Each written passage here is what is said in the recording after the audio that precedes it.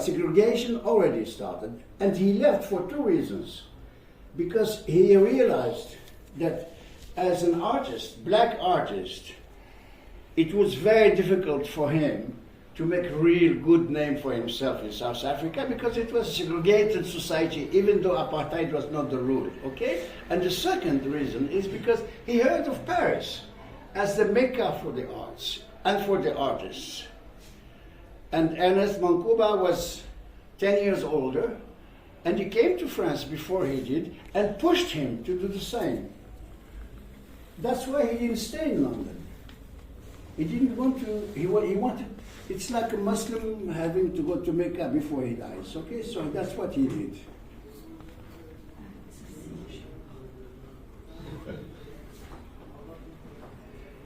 Then he realized people spoke a different language. He didn't speak their language. He tells a very funny story, seeing that he had to make a living somehow by playing music. Somebody gave him like a restaurant, rue du Sommerard, quartier latin. Dans quel arrondissement c'est? 5e. Voilà, moi je l'ai connu par mon papa. Et il habitait près de la justice, tu sais. Alors quelqu'un lui a écrit le nom, parce qu'il était incapable de prononcer rue du Sommerard, et encore incapable de dire s'il vous plaît. Il a donc écrit quelqu'un un bout de papier, rue du Sommerard, et il cherche. Et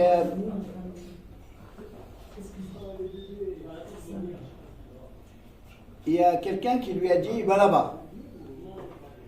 Et là-bas veut dire en zoulou quelque chose comme plus loin. Hein? From their house, Velindaba and Parindaba. Lapa. Lapa. Lapa. Lapa. He thought, my God, the French speak Zulu and nobody talking. So he had no connections except Ernest Mankuba. Ernest had, after being released from the camps, from the Nazi camps in Germany, or In France, he was jailed in France. he was jailed in France. He never was sent. Struthof. Non, Drancy.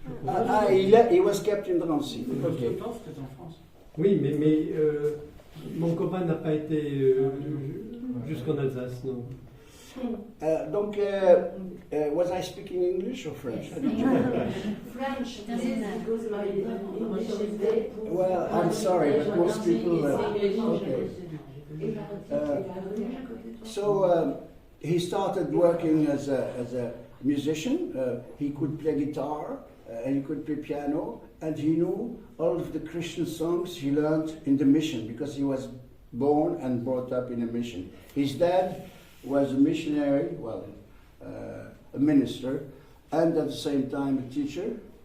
And that's where he started, just out on his own. I mean, nobody told him. He started to draw on the sand, and then with charcoal. He had paper maybe months after he started to draw. Somebody gave him paper to write on a cardboard or something. So he had this calling, and he managed to make a name for himself despite all the odds. He moved from the farm. It was a kraal, like a kraal.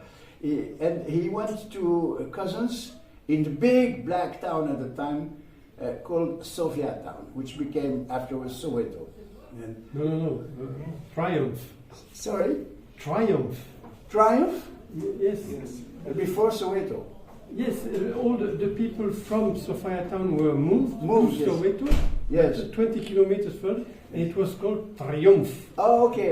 So it So shows the Sofia town apartheid. disappeared altogether Yes. anyway. Yes. It was not remade. Nowadays it's again Sofia town. Yeah, okay. But You call only it. in the 90s it became back. So that's Okay. So in Sofia town, he discovered ordinary people going about their daily lives, daily business, walking, peeping shows when they try, even if he didn't have money. That's one of his best paintings. And he became like the chronicle of the ordinary daily life. And few people started liking his stuff, namely a German missionary he was the head of the school, who had connections. He called the person who wrote and sent Sekoto to him. And people in Johannesburg started hearing about this guy, and he started selling. He didn't get much money, but suddenly his name spread when he started showing portraits of people around him, like his brother, his sister-in-law, just a dad and a child, and they are absolutely stunning pictures. You can even see the lineage between his figurative painting and the great masters. His use of light, because Christine, you didn't mention that. His use of light, his use of color was absolutely stunning. I mean, he was not as big as a Flemish painter, but 16th, 17th century. But he obviously had the feeling that he had only the calling for becoming. And so from Johannesburg, he decided to go to Cape Town, where he thought more people would actually appreciate his work. And from there, he moved out of South Africa altogether.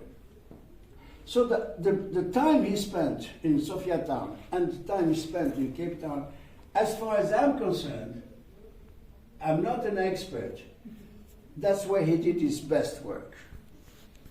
I really think so. Maybe you don't think so, but since I am the one who's talking now, I can say it. Yeah. So to go back to his being now, he arrived in France. She confirmed. He arrived in France, and he had to make a living as a musician. And we can play some music. Yeah. Afterwards. Yeah. He used to sing gospel, which he learned at church. He was not very religious, but he had learned all of the tricks. And he was very successful, which led him to spend his nights drinking, and he became an alcoholic. And he sometimes fought with people. He sometimes got into fights with people. And by chance he met an art gallery guy, who didn't think much of what Sekoto was showing him as work. But he liked the guy, and they became buddies, drinking buddies, like I became drinking buddy with Sekoto afterwards. And they even fought so much once over money, because he was suspicious of the art gallery, that they were not giving him all the money that he was selling to the American tourists and so on, because he used to put the paintings in the window without even looking at them. Okay, what did you bring today? And it was often sold to American tourists or British tourists. So he fought with him, and the guy, second time, threatened to call the police. And Sekoto dared him to do that, and he did. And the police did what? They packed him into their fourgon cellulaire and sent him to Sainte-Anne. He was not at all crazy, but he had been into a brawl, and the guy said, he's crazy, take him and so on. So I don't think it would have happened as easily if the police at the time were not as racist as they are today. I mean, because he hadn't done anything. He hadn't broken the place or whatever. So in Sainte-Anne, he started doing what he did in Sharpeville, in Sophiatown. He started drawing people, the crazy people, really crazy people around him. And a nurse found those drawings stunning. And she started showing them and so on. So he was very quickly released from Sainte-Anne. And he made up with his art gallery director friend, he became friends again and so on. But the problem was he had to live somewhere. He never married, by the way. He never got married. He was not gay. I say that because in South Africa, after his death, a rumor spread that Sekoto was gay, and he became like an icon for the LGBT movement, honestly. Yeah, they were planning on making festivals for the gay Sekoto. And when I stepped in and I said, no, he was a damn womanizer. Just women. And he admits it.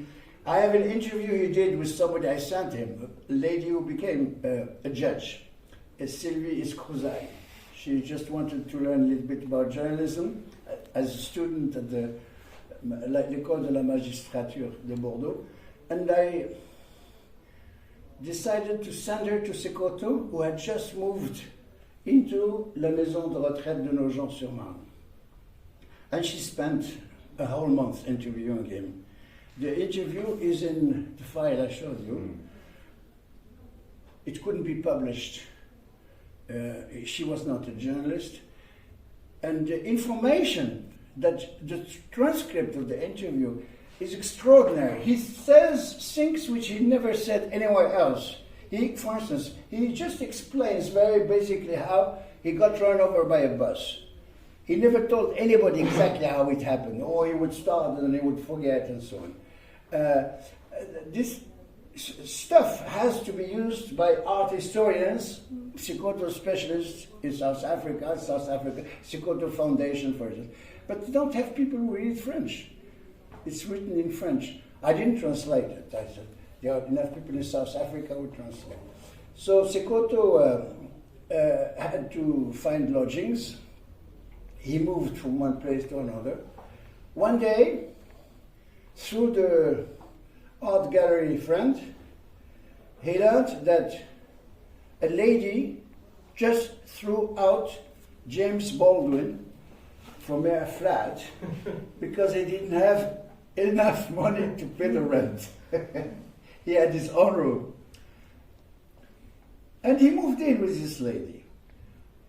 And she is the most extraordinary thing that happened in his life. He spent 30 years with her, Martha. Martha, at 17, she was met by she didn't meet, somebody met her. And the person who met her was Rainer Maria Rilke. He was strolling at Jardin du Luxembourg, and there was this 17-year-old, beautiful, very beautiful woman, more or less depressed or crying or something like that. He sat next to her to try and ask her what's the problem and so on. And she became his muse. He wrote her letters. She was too young to become his mistress or whatsoever. He was much older than her. And later on, she married somebody that you all know, Jean Lursa, who is considered as the renovator of French tapestry. Actually, he died. She married a journalist at AFP after the war. He died. And then she finally married somebody else whom I forgot. So she had this huge flat. She had three, and Sekoto was just living with her in her flat. They shared only the kitchen. And he had his room that became his studio. He was quite happy because he had a window and so on. And the relationship developed into a more intimate one, and she became important. She needed somebody to help her shop, cook, and she decided that she didn't want anybody to see her in her state. Very few people were allowed in the flat. The only people I know who did is Graham and his late wife Laura. They were allowed in by Gerard after they befriended him, and she made them tea, if you remember, you told me. Not me, my wife. previous to our getting married. So in early 1970s, she saw Mart in the background, but not me. Lorna then. She Yeah. didn't tell me. Lorna told me. She actually brought tea from the kitchen. They were sitting like Jean-Louis is doing, and she showed the tray for Gerard to come and hand them their cups.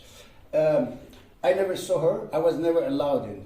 I would ask him, why didn't you let me come in? When sometimes I found him home. And he would say, no, she's sick. And she actually became very ill when he got invited by Léopold Sédar Senghor to participate in 1966 at a festival called Festival des Arts Nègres. Senghor, la négritude. He, Sekoto, was not very keen about la négritude. He wrote actually something in Présence africaine, the magazine put out by Madame Diop, Monsieur and Madame Diop, and he related to the Africanist movement, or the Pan-Africanist movement, Dubois and so on. But he didn't feel at ease with this negritude theories developed by Dumas, by other people in the Caribbean, by Martinique people. So, but he knew a nephew of Senghor, whom we met by chance. So that's how we got him invited to participate as a painter in this Festival des Arts Nègres. He and a Cuban painter who also lived in Paris, whose kid is still alive here, I think. Ah, yeah? Je crois, ouais.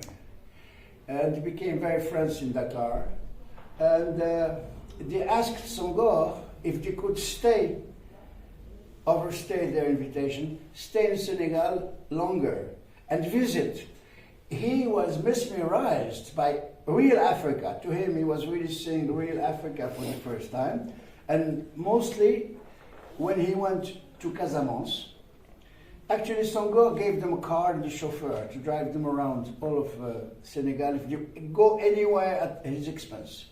So they spent 2 months, I think, in Casamance, not only in Ziguinchor, but also in the countryside, where he just was crazy over the Diola women. So he did lots and lots of paintings. He did the sketches on the spot, but when he came back to France, he started. So at some stage, he received a letter from Martha telling him that he had to come back because she just couldn't go on. She needed him badly. So he went back to France, and she died 10 years later, I think 76.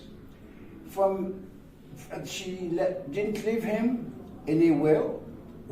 She didn't hand him her flat. She didn't mention him. He had no official title to staying in that flat. So people warned him that he may be kicked out. He didn't, because there was some kind of faraway nephew who could actually claim to be the real inheritor. She had been married to 3 men, so one of them obviously had kids. And so he didn't hate people who told him to be very careful. The neighbors hated him when he started bringing in every single English-speaking African he could meet. Mostly people looking for where they could spend the night or something like that. I heard of a Nigerian who probably stole stuff from him and so on. And things turned really bad because there were brawls, they were drinking, and the neighbors got sick and tired of all the nuisance. So they did call the police, and this time he was shipped to Sainte-Anne for resisting arrest, basically, and resisting expulsion from this flat. And all of his stuff was put at the stores of Sainte-Anne, the Garde-Meubles de Sainte-Anne. He was put under how do you call it? Tutelage. Dans les chez- Tutelage. They appointed a judge to oversee over him, and so he was considered an irresponsible person. This time again, he didn't stay very long. I know that some people who write about Sekoto dwell very much on the fact that he was interned in Sainte-Anne, not only once but twice. But there was no hint really from medical side that the man was really cuckoo. Okay, he may be bad-tempered, he may be a drunkard, which actually admitted. He said, "I'm an alcoholic. I drink a lot. I drink a lot because I love to drink." And he didn't have where to go. And his papers had been lost in the meantime for some reason. I don't know why. He didn't know either, because we had to do everything over from scratch. When Graham and his wife got in touch with him after he disappeared. He disappeared. I was planning a long trip in Africa in January '84, and the night before I left Paris, I ran into him hawking tickets at the metro station Gare du Nord. I had a shock. I wasn't sure it was him. He looked shabby. He still wore a suit as usual. I mean, he never wore sweatshirts or things like that. He dressed, matelas up, almost. So I went to him and I said, "Sekoto?" He answered, "Who the hell do you think it is?" I said, "But why are you doing this? Why are you selling tickets?" And he said, "To eat, man, to eat." Well, I had lost track of him for a while because of too much problems. He was really difficult to talk to, and everybody had done the same. People like me, friends who relatively benevolent towards him, had decided that he was hopeless.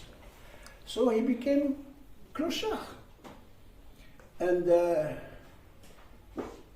I met him, I gave him whatever little money I had in my pocket. I went home, I called Ernest Pignon Ernest, whom I happen to know quite well. Ernest was a member of Comité des Achats. The French state has this commission of artists, not only artists, there are other specialists, who decide what works of art should the state buy. Of course, you know this quite well, but you didn't know Ernest Pignon Ernest was at the time in that commission. But you know him, of course. Yeah. Ernest said, I told him, "Do you remember Sekoto?" He said, "Yeah, of course." Okay, I told him the story. "What can we do?" He said, "I can do nothing. Okay?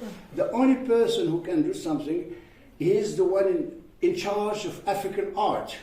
I said, "But Sekoto is not just an African artist. He's just an artist, nothing else. Okay? The fact that he's South African it's a decor. But that man is an artist. So you as an artist should know better." Finally, he said, "The guy who is in charge of African art is the curator of the Grenoble Museum." He gave me his name, asked me if I had pictures. I had pictures. I wrote this man a nice letter explaining everything, who Sekoto was, where South Africa was, and I put the pictures and I sent it. I came back 4 months and a half or 5 months after, and there was no reply from this gentleman in Grenoble. I called again Ernest, and Ernest said, "Oh, bad luck." I said, "Why?" He said, "The guy went mad. He started to act and think of himself as an African witch. So hopeless, he is himself not in Sainte-Anne, but equivalent somewhere in Grenoble." So I started looking for him where he lived. At that time, I didn't know he had been kicked out. I only found one vague guy who remembered him. Said, "Oh, I haven't seen him for a while." And then I got a letter from South Africa by somebody called Shabani Mangani, who wrote this book, who knew me and whom I knew. Shabani was at the time professor of history at Witwatersrand. Do you remember that or not? Shabani was then a teacher where? Which university? At Wits. At Wits. I think it was psychology, no? Yes, psychology, you're right, yes. Yeah. Shabani, unknown to me until quite late, had been coming from South Africa to interview Sekoto. Because there were people in South Africa who remembered him. There were very so often articles in the South African press about this weird South African artist lost in Paris. There are many, many articles, not many, 10 about in 30 years. And so he became a legend in South Africa. Shabani decided to write his biography. And he managed to meet him and sit with him and write down what Sekoto had to tell him. That I didn't even know, because Sekoto was ever introducing his friends to others. He never introduced me to anybody of his side, his friends, and he did the same. He wouldn't even mention my name, even though we could spend days drinking or nights drinking. Anyway, so Shabani says, "I have spent a whole week looking for Sekoto in Paris. I had to go back to South Africa. The night before I left, I got a piece of information that Sekoto had been involved in a car accident, and he was sent as a vagrant to some vagrants' hospital in Corbeil-Essonnes. I immediately called Graham and Lorna, and they came the same day or the next. And we went, the three of us, at this place that Shabani indicated. And that was horrible. It wasn't a hospital. It was just a kind of place where they don't know where to put vagrants, and just leave them to die somewhere. And we found some kind of matron who said, "Oh yes, there is a black man back there in that hallway." We found Sekoto lying on a mattress, alone, in a big room, quite dirty actually, or old. He had a blanket pushed to his eyes, and we leaned over him. We recognized him. We leaned over him, Graham, Lorna, and me, and we started talking to him. "Gerard, we came to see you, and here you are playing tricks on us. What are you doing here? We still need you. We are not going to go." So, "Graham, you left to cry in the corridor. I stayed with your wife." And we kept joking with him. At one stage, we, of course, pulled the cover from his eyes, and we could see his whole face. And we started seeing his lips vaguely kind of expressing some kind of smile. So we started crying and laughing at the same time. We realized he was alive, okay? So from then on, he had his friends helping him, and he had to have re-education, operations and educations and so on. And he met Marie-Madeleine's family, and he could leave the hospital sometimes to go to her family for Christmas and so on. And there was a French doctor who had befriended him, buying paintings from him, Dr. Pernet, who didn't live very far.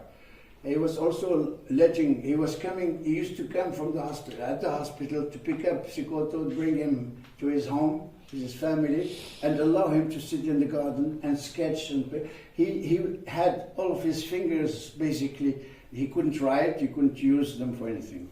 But so he started picking up voice and movements. Like a little bit until 86, it was still, he was still not with a cane, but he limped. So we couldn't let him there. And he was telling me, well, don't you have friends? And I'm not an art expert or art historian. I didn't really live with artists except Helen, who never sold anything. And I had vague memories of Barbizon. And I thought of Barbizon because it's known. So I said, do you remember Barbizon? He said, oh yeah, of course. Where am I moving? No, you're not moving to Barbizon. It had nothing to do with art anymore. Very rich Parisians have big villas there and so on. So he kept talking about Barbizon almost until he died. Okay, who comes into this story? Somebody called, I'm looking for Graham. Brita. Brita was a South African living in South Africa. She married a Frenchman. She came to Paris, learned French, divorced the Frenchman, and went back to South Africa, where she became very interested in art, young black artists. And she decided to organize an exhibition of black South African art. She had a project, and the exhibition she organized was at the Paris American Academy that has just been destroyed last week. Gas explosion. And she, through Shabani Mangani, heard of Sekoto. And she contacted me because of Shabani, and I took her to meet him and became friends. And she included him more or less with these other South African painters. I don't remember what he exhibited, but one painting or something at that Paris in 86, September 86. But she told me a piece of information that was absolutely extraordinary. She met in South Africa during their art project a man called Michel Troche, who was the director of visual arts at the ministry under Jack Long. Michel Troche was sent in 85 to South Africa to try and find if there were enough black South African artists to warrant an exhibition in France. He wrote his report, which is in the file, which you probably saw. He mentioned everything he did, all the people he found, and so he had never heard of Sekoto or Monkoba. He didn't know they lived in France. And he still said, perhaps, if we are interested, we can have this painter or that painter. Si vous voulez le rapport, je peux vous le prêter. So she told me she was back in South Africa, and Michel Troche, go and see him. So I went, I made an appointment, I went, and so he gave me his report. And I told him the predicament. We can't let this man stay in a hospital. He can't work. He can't do anything. He can't create. He still can. He was not. He hadn't finished saying what he still had to say. And he said, "Well, il y a la Fondation des Artistes, which I had never heard of, which runs an old artist's home in Nogent-sur-Marne, in a beautiful castle." I said, "Well, great. That's what." He said, "Okay." Go with Monsieur Sekoto to see the director, not of the foundation, but of the home, Madame P. P-Y. And I'm going to tell her that you are coming to visit and ask her. We went, beautiful old lady. and was very more interested in the game between the two of them. They actually they were interested in each other. It was beautiful. He was charmer. He could charm a snake. He charmed this lady immediately. He was really a very charming person. Yes. And he had lots of humor and so on. And she said, I'm very sorry, but we have no room, no more 4 rooms. So we have to wait for somebody to die before we can have Monsieur Sekoto. A week later, she called me on my phone, and she said, the foundation found a solution. Of course, it was she who found the solution. We are going to turn an old office, which we don't use anymore, into a studio for Monsieur Sekoto. And that's what happened. In January 87, he entered his new home, where he died in 93. So basically, that's all I have to say about Sekoto, as far as I'm concerned, because I'm not going to talk about his art.